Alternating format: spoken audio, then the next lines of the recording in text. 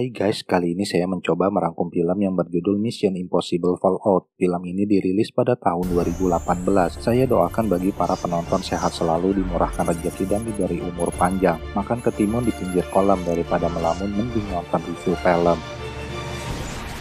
Film diawali di sebuah acara janji pernikahan di pinggir danau. Seorang yang bernama Ethan Hunt dengan kekasihnya yang bernama Julia, yang isi perjanjiannya sangat aneh dan melenceng. Ternyata itu hanyalah sebuah mimpi belaka.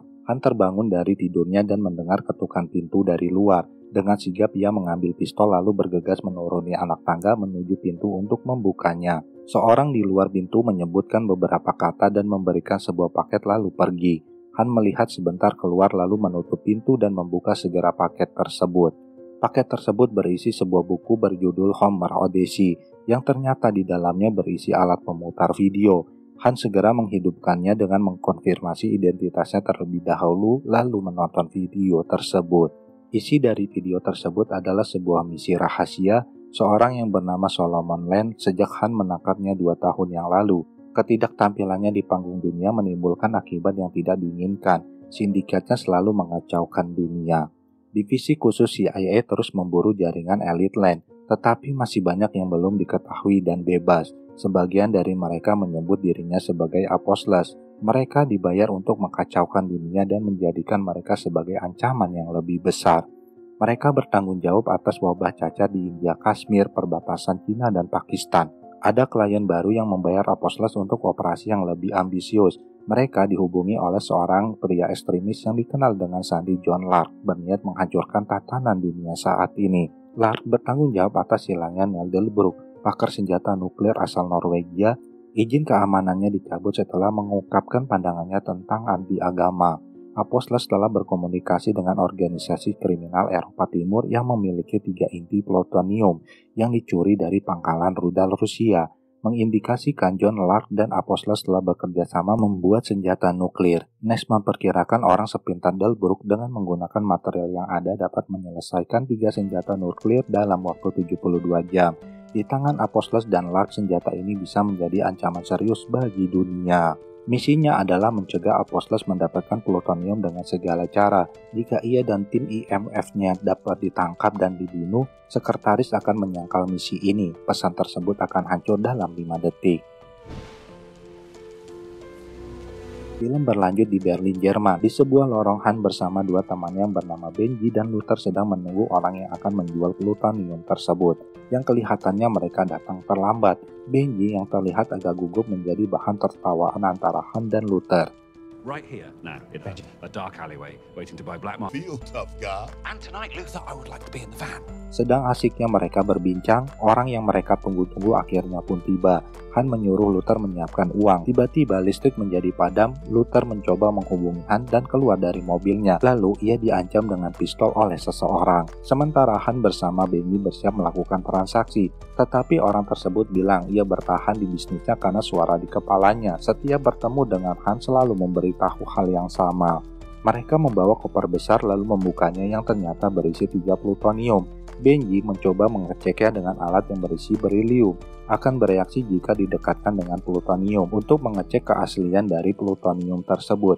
Benji bilang plutonium tersebut adalah asli, lalu mereka meminta uangnya. Han menyuruh Luther untuk membawakan uangnya, tetapi Luther tidak menjawabnya. Orang tersebut menyuruh anak buahnya membunuh mereka. Tiba-tiba mereka ditembaki oleh seorang yang tidak terlihat dan tidak diketahui arahnya. Mereka berdua segera bersembunyi. Benji mengamankan plutonium tersebut. Han memanggil Luther tetapi ia tidak menjawabnya. Malah orang yang menjawab panggilannya adalah anggota dari Apostles. Anggota Apostles tersebut meminta Han untuk menyerahkan plutoniumnya. Han menyuruh Benji untuk membawa mobilnya. Mobil pun bergerak mendekati.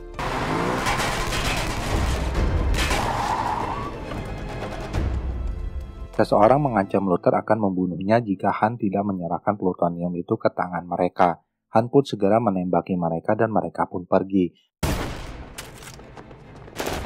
Luther tertembak di dada, untungnya ia memakai rompi anti peluru dan selamat. Ternyata plutoniumnya juga ikut hilang bersamaan dengan perginya anggota yang menyebutkan dirinya sebagai Apostles.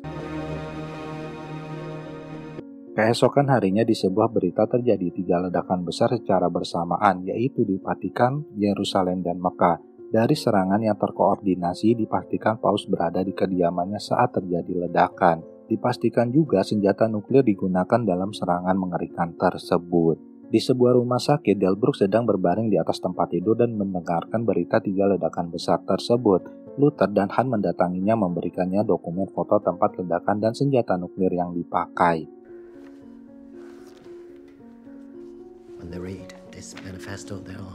Delbruck hanya ingat dia sedang mengemudi mobil lalu ditabrak. Han mengingatkannya hal itu terjadi di 2 minggu yang lalu. Lalu Luther memperlihatkan handphone miliknya yang merupakan alat komunikasi antara Delbruck dengan Lark. Mereka mengetahui informasi mengenai Lark. Luther meminta Delbruck untuk menghubungi melalui HP-nya dan dapat membawa mereka untuk bisa bertemu dengan Lark. Tetapi Delbruck tidak bisa diajak kerjasama. Han mengancamnya akan membacakan manifestonya di televisi.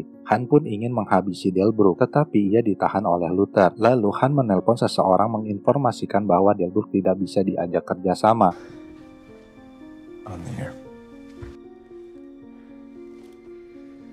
Pembawa acara berita membacakan manifesto tersebut di acaranya, yang mengatakan bahwa Delbruck mengklaim telah membuat senjata nuklir dalam 3 serangan ini, dan si pembawa berita pun membacakan manifesto tersebut secara lengkap.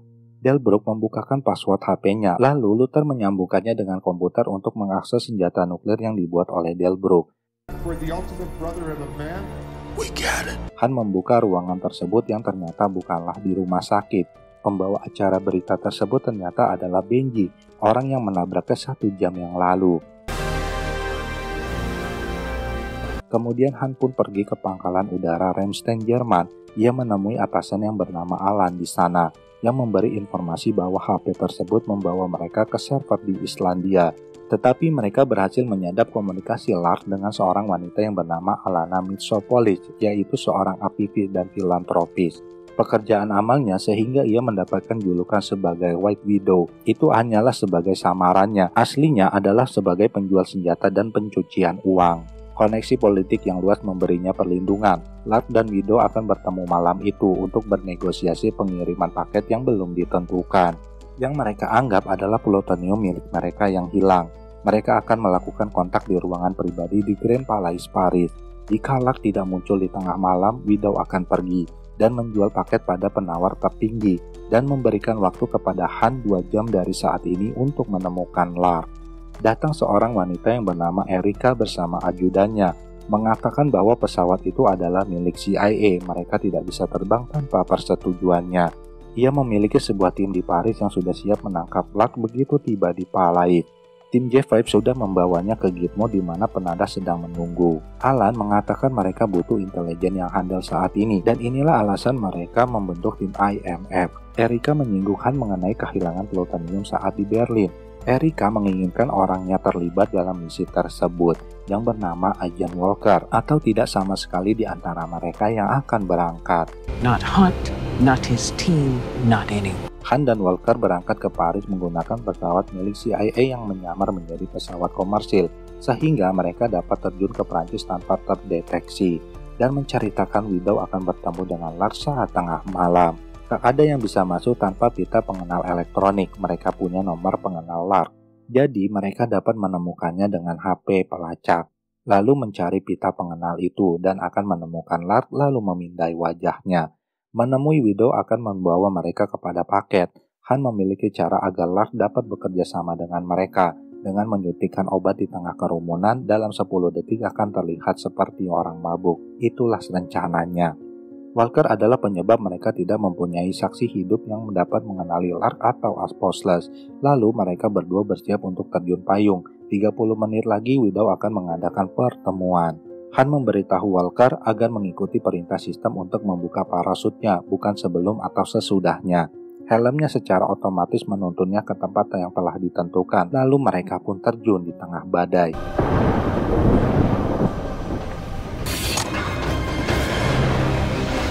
Walker terkena sambar petir, sehingga ia tidak sadarkan diri. Han mencoba menangkapnya dan menyadarkannya di ketinggian 10.000 kaki. Untungnya Han dapat membuka parasut di waktu yang tepat, tetapi ia tersangkut di atas menara gedung.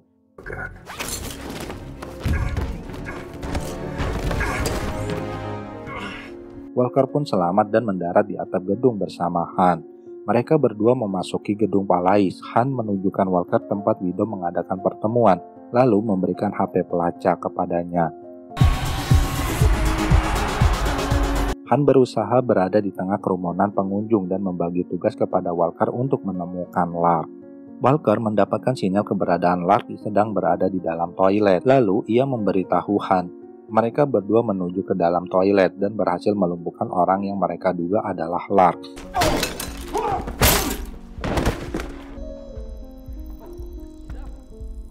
Dan mereka memindai wajahnya. Belum sempat selesai memindai, Lark sadar dan kembali menyerang mereka berdua. Lalu mereka pun berkelahi. Lark terlalu kuat untuk ditaklukkan kembali, sehingga Han pun terancam ditembaknya. Akhirnya Lark ditembak mati oleh seorang perempuan yang bernama Ilsa.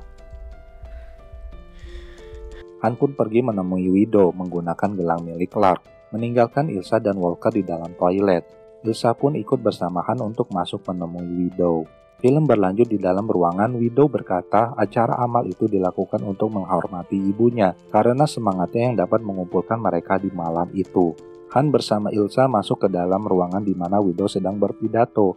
Selesai berpidato, Han menemui Widow dan mereka pun mengobrol. You can't possibly be John Locke. Is there another name you prefer? Is there somewhere we could talk privately? Ia menyamar sebagai John Lark. Anak buah Widow datang menarik Han karena ia telah bersikap kasar oleh Widow. Han membujuk Widow pergi bersamanya. Ia bilang Widow dalam bahaya, banyak pengintai di sekelilingnya. Han berjanji akan membawa keluar Widow dengan selamat. Tiba-tiba sekelompok orang menyerang. Han melindungi Widow dari serangan sekelompok orang tersebut. Dengan pisau yang dipunyanya, Widow berhasil melumpuhkan 2 orang. Datang seorang lainnya langsung menembak ke arah Han dan Widow. Ilsa berhasil melumpuhkannya. Suasana pun menjadi kacau, para pengunjung berhamburan keluar. Datang lagi orang lainnya yang ingin menembak mereka berdua. Lalu datang Walker meninju orang tersebut. Lalu mereka pun pergi. Dengan menggunakan 3 mobil, mereka tiba di sebuah rumah mewah milik Widow, yang di dalamnya banyak anak buah Widow sedang mengemas senjata untuk dijual. Widow akan segera mengirimkan senjata. Pemerintah Prancis akan membawa aset melalui udara ke Kementerian Keuangan jam 8 besok pagi. Dengan membuat pengalihan di persimpangan dari iringan polisi, mereka akan membebaskan aset yang dimaksud di sebuah jalan yang sudah ditentukan. Aset yang dimaksud adalah seorang yang bernama Solomon Land, agen khusus Inggris yang menjadi anarkis.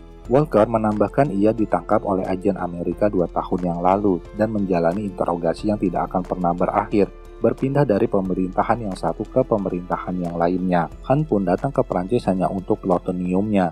Widow hanyalah perantara antara penjual dan pembeli. Penjual plutonium tidak menginginkan uang, tetapi membebaskan Land menukar dengan plutonium tersebut. Sebuah plutonium mereka perlihatkan. Widow meminta uang muka, kemudian mereka akan kirimkan 2 plutonium lagi dalam waktu 48 jam sebagai pengganti Land. Lalu Han membayangkan aksi yang akan terjadi besok pagi.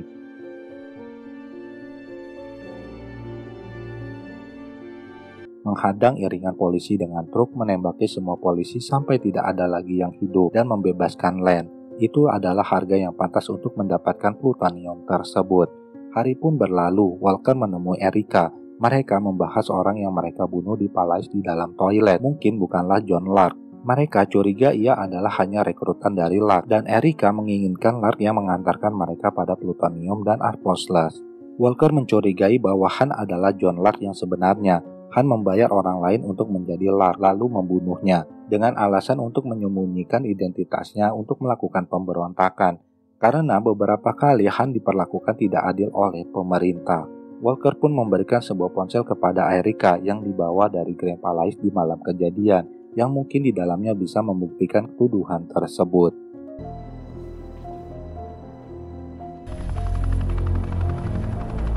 Waktu yang ditunggu pun tiba. Land dibawa menggunakan heli, dan 2 truk untuk menghadang iringan polisi juga sudah dipersiapkan. Han dan Walker berada di truk yang sama. Mereka bersiap untuk melakukan rencana yang sudah ditentukan. Lalu Land dipindahkan dari heli ke truk berlapis baja oleh tim kepolisian. Polisi pun membawanya dengan beriringan motor dan mobil menuju tempat yang ditentukan.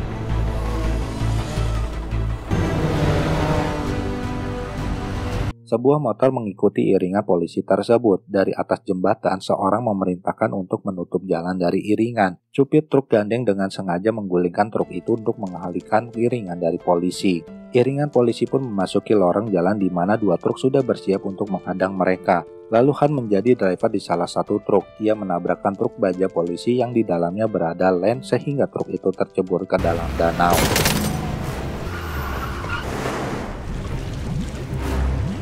Han dan Walker melarikan diri dengan truk yang mereka tumpangi. Polisi pun mengejar mereka berdua. Di dalam air sudah bersiap seorang penyelam yang membebaskan Len, yang ternyata penyelam itu adalah Benji, dengan Luther yang sudah bersiap di atas bootnya. Lalu mereka menonaktifkan GPS yang berada di dalam tubuh Len. Sementara Han bersama Walker terus mempercepat truknya untuk menghindari kejaran dari polisi. Mereka memasuki sebuah jalan yang sempit, dengan sengaja mereka memasukkan truk itu untuk menghadang polisi. Lalu mereka keluar dari kaca jendela depan. Di sana sudah ada dua motor dipakai untuk mereka kabur. Karena motor Han yang sulit dihidupkan, ia menjadi ketahuan. Lalu Han menghubungi Benji untuk meminta bantuannya. Han pun dikejar oleh polisi melawan arah jalur yang ternyata di depannya sudah banyak polisi menghadang. Han pun dapat menghindarinya, masuk ke sebuah lorong lagi dan menuju jalan kembali melawan arah untuk menghindari kejaran polisi.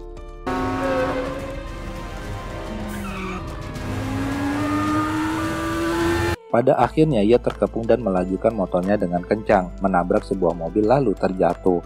Ia pun berlari dan menjatuhkan dirinya ke sebuah lubang, di mana Benji dan Luther sudah bersiap dengan bootnya di bawah. Lalu mereka menepikan bootnya, menaiki tangga untuk masuk ke sebuah gedung di mana Walker sudah menunggu di dalamnya.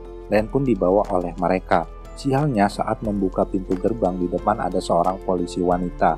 Ia pun mengancam mereka dengan pistolnya. Han menyuruhnya pergi, tiba-tiba ia ditembak oleh anak buah Widow tetapi masih hidup.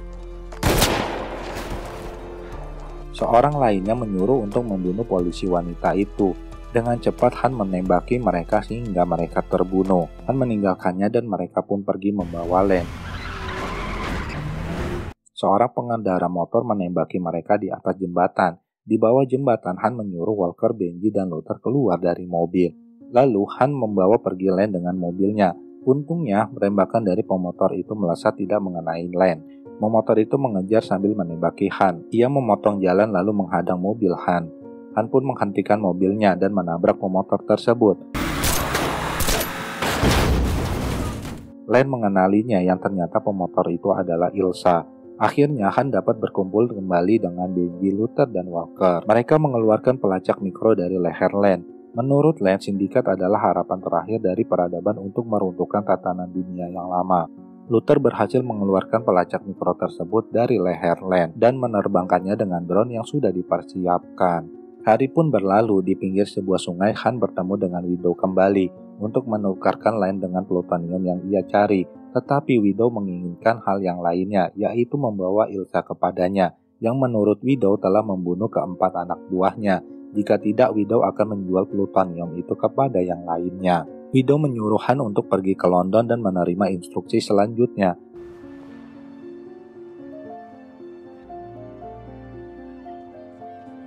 Di sebuah tempat, Ilsa sedang membuntuti Han. Ilsa berada di Palais untuk melindungi Lark, tetapi ia malah membunuhnya demi melindungi Han.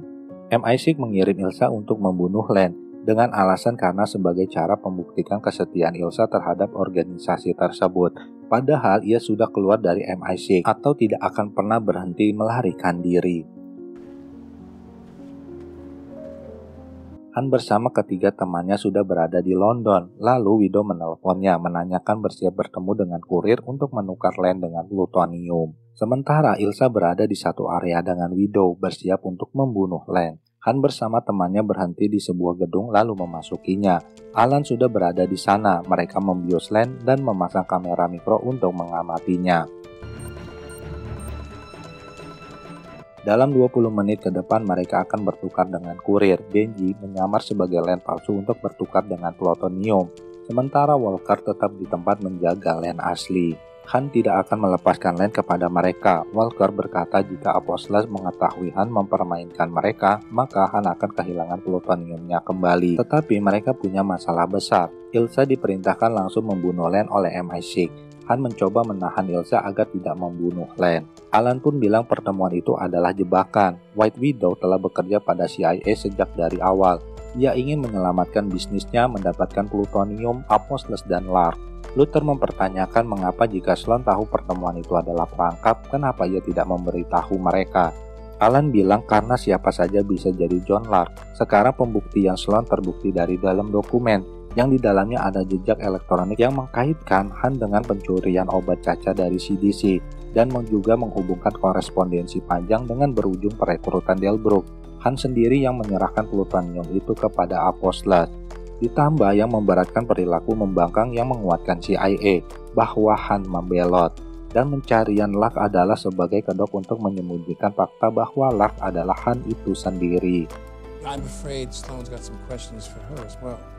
Han bertanya kepada Alan dari mana Sloan mendapatkan informasi itu, lalu menyuruh Alan dan membawa Han dengan syarat membatalkan misi tersebut dan menyerahkan Solomon Land secara pribadi. Informasi tersebut disampaikan oleh Walker kepada Erica dan diteruskan kepada Sloan. Alan memerintahkan Han untuk membatalkan misi tersebut, tetapi Han menolaknya, lalu membius Alan.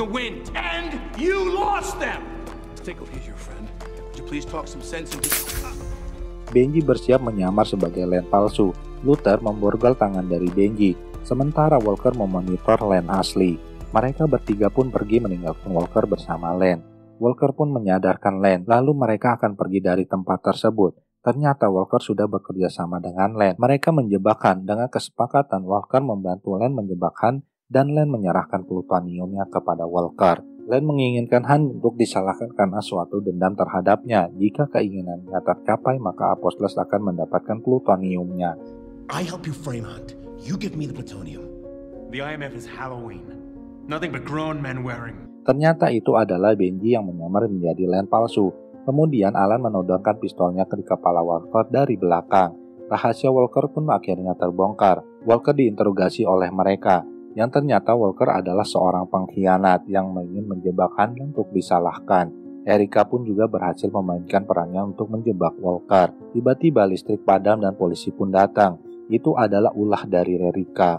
Erica menjebak mereka dan melanggar kesepakatannya dengan Alan, akan membawa mereka semua kembali ke Washington karena ia tidak mempercayai mereka semuanya.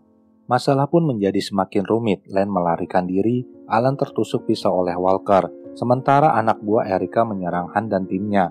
Lalu Ilsa pun datang untuk membantu Han.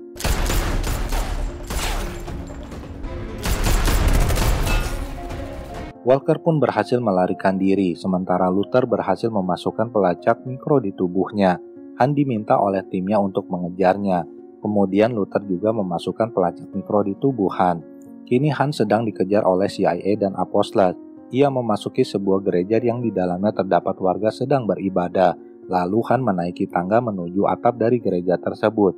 Benji pun melacaknya dan menunjukkan jalan untuk mengejar Walker. Han berlari di atap gedung, melompat dari satu gedung ke gedung lainnya, menuju Walker berada. Benji terus memberikan arahan kepada Han agar lebih cepat lagi karena Walker semakin menjauh. Han hampir saja terjatuh tidak berhasil melompat ke gedung lainnya. Untungnya ia berhasil menggapai sisi gedung, lalu melanjutkan mengejar Walker. Memasuki ruang kerja kantor, memecahkan jendela dan harus melompat lagi, dan terus berlari mengejar.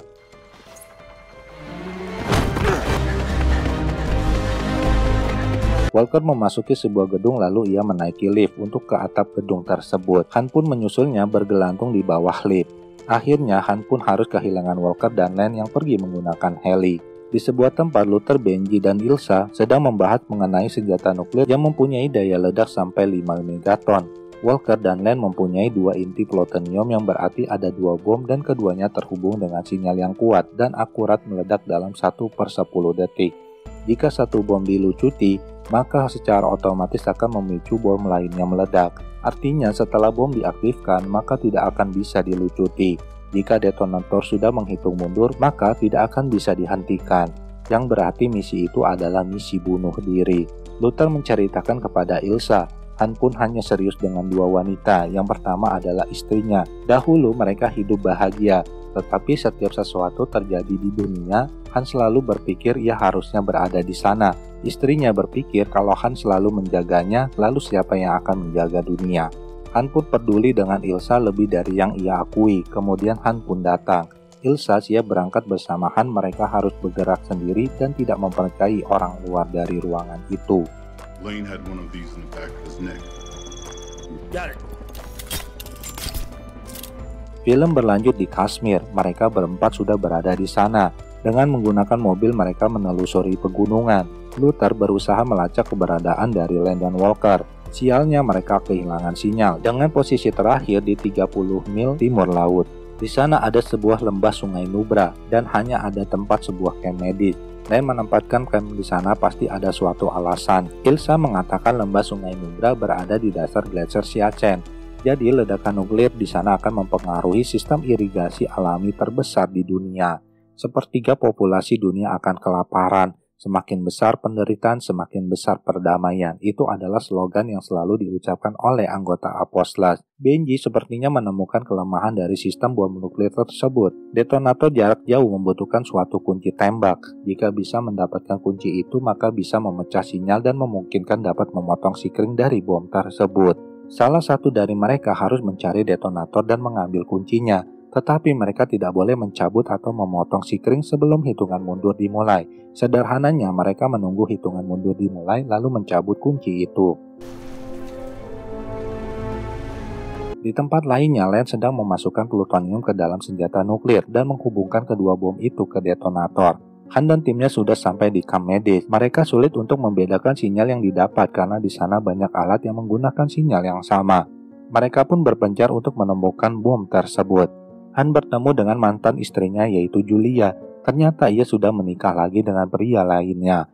Han mengaku sebagai Rob dan mereka bertemu di rumah sakit Massachusetts. Oh, you kidding? What a heard help is needed. Oh, well. Tiba-tiba Luther menemukan sesuatu yang mengarah di pemancar sinyal. Mereka pun berpisah. Han dan yang lainnya segera berlari ke tower pemancar tersebut. Lane menyuruh Walker untuk membawa helikopter. Tidak ada yang boleh pergi dari sana, lalu memberikan kunci dan detonator bom tersebut kepada Walker. Sementara Han dan timnya menurunkan tower pemancar sinyal itu. Sinyalnya begitu kuat yang berarti bom yang lainnya tidak jauh dari tempat tersebut. Detonatornya berada setengah kilometer dari bom berada. Kemudian Luther dipercaya mengurus pemancar sinyal tersebut. Lalu Benji dan Ilsa ikut dengan Han. Walker mengaktifkan hitungan mundur dari bom. Mereka segera pergi dari tempat itu dan hanya punya waktu 15 menit sampai bom meledak. Han mengambil mobil lalu menuju heli yang Walker tumpangi. Ia pun bergelantung di tali lalu meraih kabin dari heli. Ia pun terjatuh, untungnya masih berpegangan dengan muatan dari heli. Luther bersama Julia menangani masalah bom. Mereka berusaha untuk memutus sikring dari bom. Sementara Benji berbagi tugas dengan Ilsa mencari bom yang satunya. Han kembali menaiki tali untuk menggapai kabin, yang ternyata Walker berada di heli yang lainnya. Dua awak kabin ia dapat lumpuhkan, pilot pun tertembak oleh temannya sendiri, dan heli menjadi tidak terkendali. Untungnya Han segera memegang kendalinya dan mengemudikan heli mengejar Walker untuk merebut detonatornya.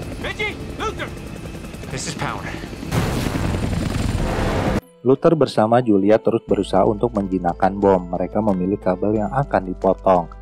Kembali kepada Han, ia melepas muatan heli dengan maksud agar mengenai heli yang ditumpangi Walker. Sialnya melesat. Walker segera mengambil senapan mesinnya dan menembaki Han. Han pun dapat menghindarinya. Benji dan Ilsa terus mencari bom satu lagi. Mereka pun juga belum dapat menemukannya. Ilsa menuju rumah panggung tempat Lane berada. Dengan pistol di tangan dan hati-hati ia masuk ke rumah itu dan menemukan bom yang satunya. Lalu Lane memukulnya dengan kayu. Sementara heli yang Han awaki terkena tembak dan tidak terkendali. Han menghilang di balik awan lalu mencoba menabrak heli dari Walker. Ini bergantian Han yang mengejar Walker. Benji, come in. We're almost at the fuse. We need... Ilsa disandra dan diikat oleh Lane.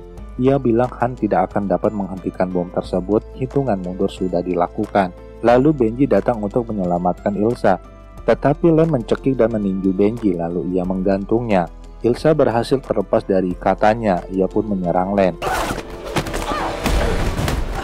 Mengambil pecahan botol lalu menancapkan ke kaki Lane. Lalu melemparkan pecahan botol tersebut kepada Benji untuk melepas ikatannya di lehernya. Akhirnya Ilsa dapat mencekik Lane dan memotong tali gantungan pada Benji. Kembali kepada Han, heli yang ia awaki terbakar dan dekat dengan heli dari Walker. Lalu Han pun menabraknya, sehingga kedua heli pun terjatuh dan terguling di atas bukit salju. Kedua heli tersebut terjepit di sela-sela perbukitan. Han berusaha merebut detonator yang berada pada Walker. Ia sengaja melepas sabuk pengamannya dan bergelantung di tali.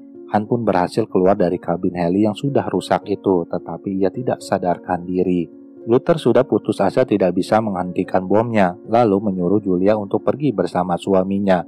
Luther menghubungi Benji dan menyuruhnya memotong kabel berwarna merah dan hijau secara bersamaan. Waktu hitung mundur tinggal 4 menit lagi. Han akhirnya sadar dan melihat detonator berada di atas bebatuan dekat dengan Walker yang bersamaan juga sadarkan diri. Han segera mendekati detonator tersebut, tetapi Walker menahan dan menghalanginya. Mereka pun berkelahi.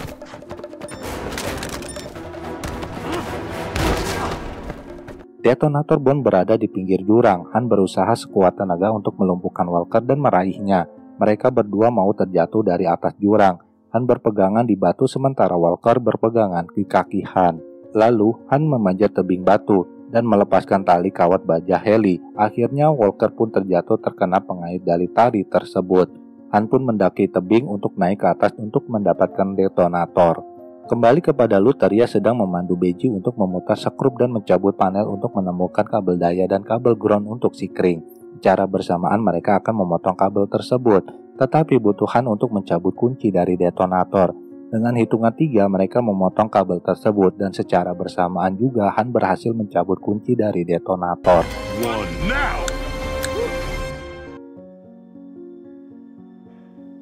Akhirnya bom pun tidak jadi meledak. Mereka mendapatkan 2 buah plutonium yang dikejar-kejar selama ini. Sebuah heli menjemput Han dari atas tebing yang ternyata ia ditemukan oleh Erika 1 jam setelahnya. Lalu ia pun dirawat oleh Julia. Kemudian Ilsa, Benji, dan Luther datang untuk melihat keadaan Han. Erika mengembalikan Len kepada MI6 setelah melakukan penukaran dengan sebuah plutonium. Pada akhirnya plutonium itu kembali kepada mereka. Sampai di sini film pun berakhir dan saya ucapkan terima kasih, sampai jumpa kembali.